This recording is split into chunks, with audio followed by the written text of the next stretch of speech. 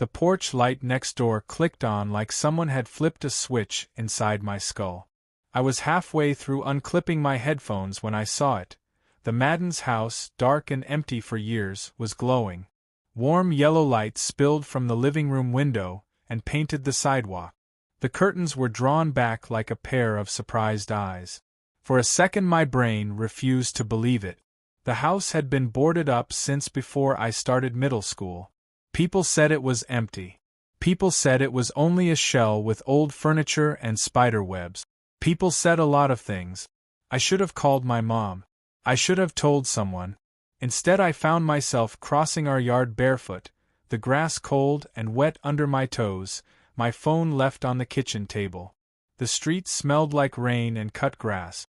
My heart thudded in my throat like a trapped bird. I told myself I was only being nosy. I told myself it was probably the new owners finally fixing the place up. I told myself anything that made the cold in my chest go away. The sidewalk creaked in the dark. I kept my head low and watched the light through the curtain. Through the glass I could see armchairs and a lamp and the framed picture that used to hang on their mantel, the same picture that had been crooked the last time anyone had peeked in. But the picture was lit now. Shadows moved across the curtains like slow, sleepy ocean waves. Then I saw it, a shape sitting in the armchair. Not a shadow, a shape. It was small and hunched, like someone wrapped in a blanket. It tilted its head slowly toward the window, and I felt the warm color on my face. I felt watched. I pressed my hand to the cool metal of the gate. It squealed when I pushed it open, and the sound felt huge in the quiet street. The front steps were cracked and lined with dead leaves. The porch light above their door was on too, swinging a little even though the air was still. I climbed the steps and stopped at the threshold. That's when the light in the living room went out. Everything swallowed itself in sudden black. I could hear my own breathing loud as a radio. For a second I thought I had imagined it. The little figure, the light, everything. But as I stood there, waiting like an idiot, a sound came from inside the house, a soft creak from upstairs like someone shifting their weight. Then a low, slow hum.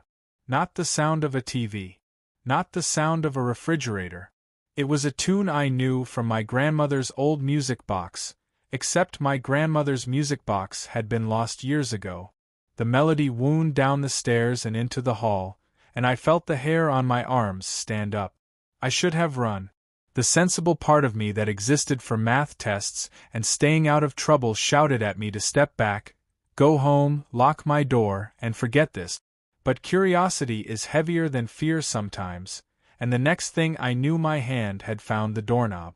It turned easily. The lock wasn't even latched. The inside smelled like dust and lemon cleaner. The hallway was brighter than the street had been. There were lamps on in rooms to the left and right, light flooding through spaces that had been boarded up when kids used to dare each other to step in. The living room was exactly as I remembered. Faded rug, 2 armchairs, a fireplace with the same cracked tile. The framed picture on the mantel had a family in it, Mr. and Mrs. Madden and a little girl with a ribbon in her hair. But where the picture should have been sunny and still, the faces looked pale, eyes like blank. The armchair had a blanket folded over it, and beside the chair a small wooden music box sat open on a coffee table, its tiny ballerina still turning, though there was no wind to make it move. I moved like a slow animal through the room, careful not to touch anything. The music box clicked and ticked, but it sounded wrong, too loud for something so small.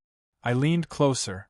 The ballerina's painted face looked chipped, and when she rotated, her eyes seemed to blink. I blinked back. There were no footsteps behind me. There were no sounds except the music box and the house's old bones settling. I crossed to the hallway and peered up the stairs. The light at the top was a dull glow.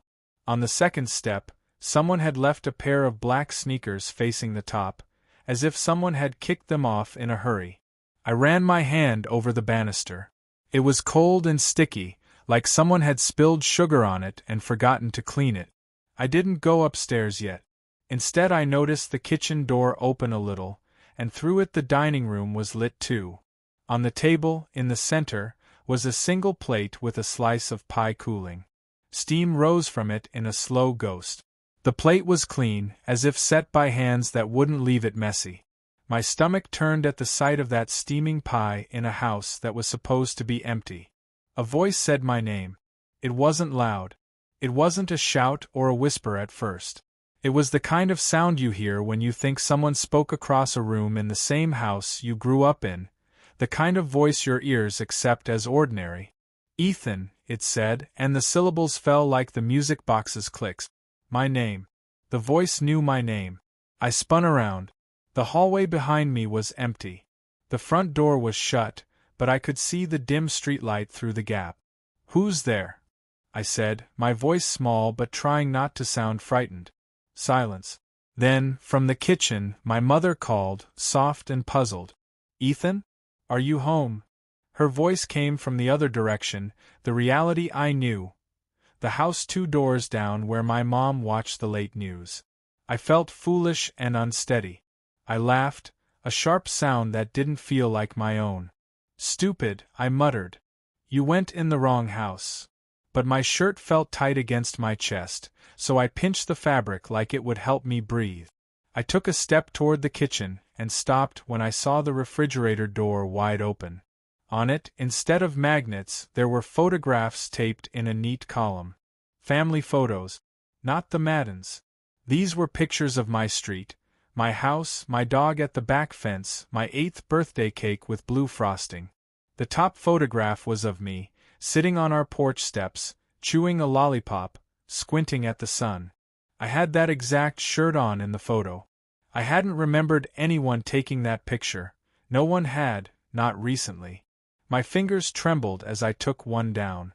It was warm, like it had just come off the camera. On the back, in small neat letters, someone had written, "We're glad you came back." The music box skipped and the tune stretched out like a sigh. The lights in the house flicked, not all at once, but like a breathing pulse. Down the hallway, at the far end, a door I had never noticed before creaked open a hair. Behind that door, where the Maddens kept their basement keys if they ever needed them, a stairway led down into a black mouth. From there came the faintest sound, another voice, older, rougher, humming the same music box melody but slower, like a record player that had been slowed. It sounded older than the house. My phone buzzed in my pocket. My mom's name flashed. My thumb hovered over the screen. If I answered, she would ask where I was. If I didn't, she would call again. I left it alone. Something moved upstairs. Not walking, but a sliding, slow motion like someone dragging a blanket over a floor. The air in my throat felt thick. My brain tried to make sensible stories. Maybe a film crew, maybe a neighbor's joke, maybe someone fixing the place up. None of those stories made the pie, or the photos, or the note that said, "We're glad you came back," make sense. Then, as the music wound down to a quiet click, the lights in every room blew out at once. The house turned into a black lung that sucked the light from my bones. For a second the only thing I could see was the small white of the music box ballerina, frozen in a pose like a question. Then 2 points of light appeared at the top of the stairs, tiny, pale dots where eyes should be. They didn't blink. They stared like flashlights, unmoving, and I heard the slow scrape of something moving on the banister. A shadow slid into the doorway at the top of the stairs, long and crooked. It stopped, and the silhouette of a person, or something like a person, leaned forward and said one word, clear and soft as a bell. "Ethan." I knew that voice. It wasn't my neighbor's voice. It wasn't my teacher's voice. It was a voice that sounded like my grandfather had after too much whiskey, like the old voice on the answering machine, like a laugh folded into a sigh. But I had never heard it call my name from that house before. I stepped back. The floorboard under my foot snapped. The sound was small, but in the dark it sounded like thunder. The silhouette at the top of the stairs tilted its head toward the noise. The music box clicked again, but this time it didn't wind up. Its song was done. The 2 dots of light at the top of the stairs grew and grew until they were eyes full of something that felt like memory. Before I could move another inch, the front door behind me slammed shut. The lock clicked. The house seemed to smile, and in that smile the air smelled like lemon cleaner and old photographs and something else I couldn't name. On the mantel, the framed picture of the Madden family had a new face in it, my face, glued into the photo where the little girl's ribbon had been. My own mouth on that paper was smiling at me. Footsteps came down the stairs. Not heavy. Not fast. Just slow enough to count. 1, 2, 3. Each step made the music box shiver. The last step hit the floor right behind me. "Ethan," the voice said again, right in my ear,